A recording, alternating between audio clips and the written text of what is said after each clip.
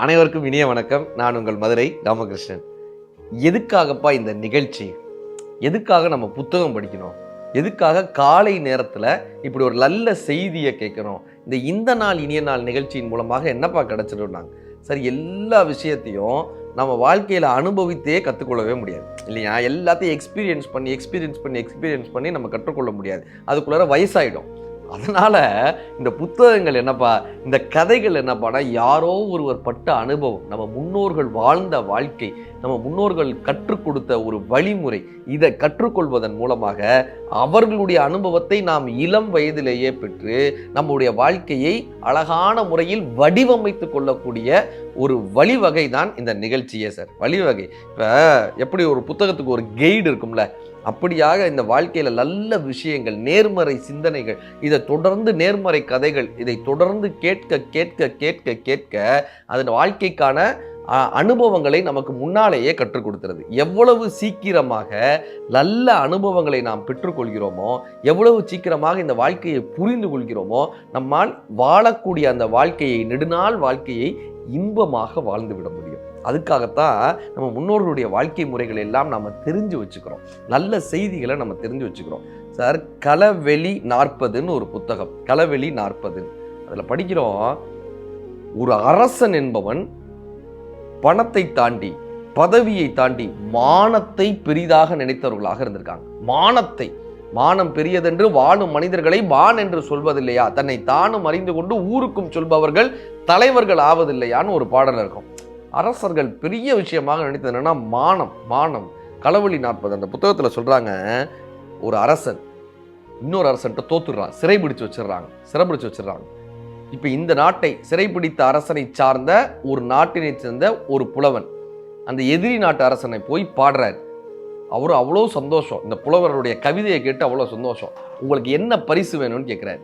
என்ன பரிசு வேணும்னு இந்த புலவர் என்ன வேணாலும் கேட்டிருக்கலாம்ல சார், என்ன வேணாலும் கேட்டிருக்கலாம். அரண்மனை கொடுங்க, பொற்காசு கொடுங்க, இது கொடுங்க, அது கொடுங்க. அவர் கேட்ட விஷயம் என்ன தெரியுமா?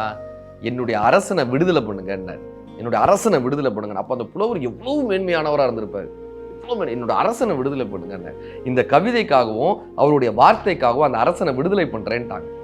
இப்ப இந்த விடுதலை ஓலையை எடுத்துக்கொண்டு போய் அந்த சிறைக்கு போறதுக்குள்ளர அந்த அரசன் உயிரை விட்டான்.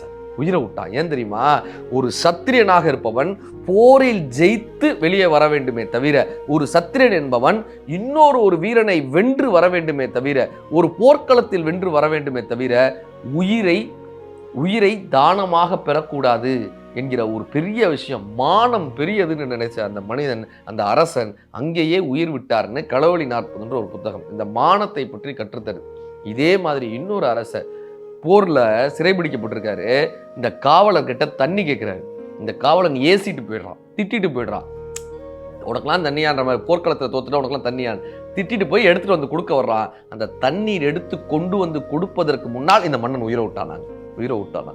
மானம் பெரியது. 1001 படத்துல காட்டுவாங்கல்ல, அப்படி எல்லாருமா சிக்கி கொண்டதுக்கு பிறகு இந்த பார்த்திபன் அவர் சோழ மன்னனாக வருவார். அவர் என்னப்பா பண்ணுவார்னா, கடல்ல இறங்கி தன்னுடைய உயிரை கொடுப்பவராக அப்படியே இறங்கி செல்வதாக ஒரு காட்சி வச்சிருப்பாங்க. இப்ப இந்த காலத்தில் இருக்கக்கூடிய பெரியோர்கள் நமக்கு கற்றுக் கொடுத்த முதல் விஷயம் என்னப்பான்னா, மானம் பெரியதுன்னு இந்த வாழ்க்கையை வாழணும் பண்ணாங்க. 2வது சார், பத்திரிகையாளர் சோ அவர்கள் காமராஜர் ஐயாவை சந்திக்க போறாரு. காமராஜர் ஐயா அப்போ சாப்பிட்டுட்டு இருந்திருக்காங்க. சோ அவர்களை உட்கார வச்சு இப்படி பேசிகிட்டே இருந்திருக்காங்க.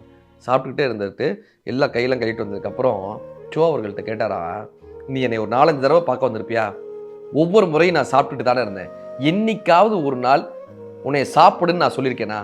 என்னைக்காவது ஒரு நாள் நீ சாப்பிடுப்பான்னு நான் சொல்லியிருக்கேன். நான் சோ இருக்கிற அதனால இல்லைங்க, பரவாயில்லைங்க ஐயா, அதனால நீங்கள் உங்களை பார்த்ததே, என்னைக்காவது ஒரு நாள் நான் சாப்பிடுன்னு சொல்லியிருக்கேனா? இல்லைங்கய்யா, அதனால ஒன்றும் இல்லை, பரவாயில்லைங்க. ஏன் தெரியுமா உன்னை நான் சாப்பிடுன்னு சொன்னதே இல்லை? ஏன் தெரியுமா? ஏன்னா நான் சாப்பிட்ற சாப்பாடே இந்த மக்கள் எனக்கு கொடுத்தது, நான் சாப்பிட்றதே மக்கள் கொடுத்தது. இதில் என் நண்பர்களுக்கும் சேர்த்து சாப்பாடு போடுன்னு நான் மக்கள் கிட்ட கேட்டால், நான் மக்களுக்கு செய்யறது துரோகம் இல்லையான்னாங்க. என் நண்பர்களுக்கும் சாப்பாடு போடுன்னு நான் மக்கள் கிட்ட கேட்டால் அது துரோகம் இல்லையா? எப்படிப்பட்ட தலைவருங்க சோ சொல்றாரு, எப்படிப்பட்ட தலைவன். நான் கண்ணில் கண்ணீர் வந்துருச்சுன்றார் சோ அவர்கள் சொல்றாரு, கண்ணில் கண்ணீர் வந்துருச்சு. ஒரு சாப்பாடு தன்னுடைய நண்பர்களுக்கு கொடுத்துட்டு அது மக்களுக்கு சரியா துரோகம் நினைச்சிருக்கக்கூடிய ஒரு பெரிய தலைவர் முதலமைச்சராக இருந்திருக்காரே சார். விருதுநகர்ல அவர் சொந்த ஊரு, அவங்க அம்மாவை பார்க்கறதுக்காக போறாரு. பார்த்தா வீட்டில் முனிசிபாலிட்டிலேருந்து குழாய் போட்டிருக்காங்க, தண்ணீர் குழாய் போட்டிருக்காங்க. இவர் கேட்குற, என்ன இந்த குழாய் புதுசாக இருக்குங்க? இல்லைப்பா, நான் உன் அம்மா இல்லையா, வெளியே போய் என்னால் தண்ணி எடுக்க வர முடியல, வயசாயிடுச்சு, என்னால் தண்ணி குடத்தை எடுத்துகிட்டு போய் வெளியே எடுக்க முடியல, இந்த முனிசிபாலிட்டி குழாயில் எடுக்க முடியல, அதனால் நான் உன் அம்மான்றதுனால இந்த முனிசிபல் சேர்மன் எடுத்து இந்த குழாயை வீட்டுக்குள்ளே போட்டு கொடுத்தாருப்பா. முனிசிபல் சேர்மனை கூப்பிட்டுருக்காரு, இங்கே வா. அவரை முனிசிபல் சேர்மனை கூப்பிட்டு கேட்டாரா, எங்கள் அம்மா மாதிரி இந்த ஊரில் வந்து எத்தனை பேர் வயசானவங்க இருக்காங்க, எங்கள் அம்மாவை கூட வயசானவங்க எத்தனை பேர் இருக்காங்க, அவங்க வீட்டுக்குலாம் இப்படி குழாய் போட்டு கொடுத்துருக்கியா, எல்லார் வீட்டுக்கும் இப்படி குழாய் போட்டு கொடுத்துருக்கியா? இல்லைங்க, மற்றவங்களாம் வந்து தாங்க எடுக்கிறாங்க. அப்புறம் இவங்களுக்கு மட்டும் எதுக்கு இப்படி குழாய் போட்டு கொடுத்த? இல்லைங்க, உங்கள் அம்மான்றதுனால போட்டு கொடுத்தேன். அதை கலட்டியான்னு இருக்காரு. அதை கலட்டியா, மற்றவர்களுக்கு என்னவோ அடுத்தவர்களுக்கு எப்படியோ அப்படித்தான் என் வீட்டிலும் இருக்கணும்னு சொல்லி அவங்க அந்த வீட்டுக்குள்ளே இருந்த குழாயை கலட்ட சொல்லியிருக்காரு சார். தன்னுடைய சொந்த தாயாக இருந்தாலும் கூட மற்றவர்கள் எப்படி வாழ்கிறார்களோ அப்படித்தான் வாழ வேண்டும்னு கற்றுக் கொடுத்த பெரிய மனிதராக காமராசர் ஐயா இருந்திருக்காரு. இப்படியான மனிதர்கள் நமக்கு நேர்மையை கற்றுக் கொடுக்கிறார்கள். நேர்மையை. அடுத்த விஷயம் என்னப்பா, அந்த கதைகளில் ரொம்ப பிடிச்ச கதை நீதி கதைகளில் வரும். ஒரு ராஜா, அந்த ராஜா என்ன பண்ணுறாரு, பூனை வளர்க்குறாரு. ஒரு பூனை வளர்க்குறாரு. இந்த பூனையினுடைய தலையில் எப்பயுமே ஒரு விளக்கு வச்சுருப்பார். இப்படி தலை மேலே விளக்கு வச்சுருப்பார். இவர் புத்தகம் படிக்கிறதா இருந்தால் அந்த விளக்கை பார்த்து தான் படிப்பார். இவர் எங்கே போனாலும் அந்த பூனை அவருக்கு முன்னாடியே போயிட்டே இருக்கும். எப்போ பார்த்தாலும் அந்த பூனை முன்னாடி போகும். இவர் வந்து போய் எங்கே போனாலும் அந்த பூனையை வச்சுட்டே இருப்பார். அவர் வந்து எல்லாருக்கும் சொல்லுவார், இந்த பூனை எவ்வளோ டெடிக்கேட்டடாக இருக்குப்பார், இந்த பூனை எவ்வளோ விசுவாசமாக இருக்குப்பார், இந்த பூனை எப்பயுமே எனக்கு வழிகாட்டுது பாரு, இந்த பூனை மாதிரி நீங்கள்லாம் இருக்கணும். மற்றவங்களை பார்த்து சொல்கிறார், நீங்கள்லாம் அந்த பூனை மாதிரி இருக்கணும். இந்த அமைச்சர் பார்த்தாரு, ஒன்றும் பண்ணலை. ஒரு நாள் ராஜா அப்படி புத்தகம் படிச்சுட்டு இருந்தார். பூனை பக்கத்தில் இருந்து தலைக்கு மேலே அந்த விளக்கை வச்சுக்கிட்டு இப்படி நிற்கிது, அசையாமைக்கு நிற்கிது.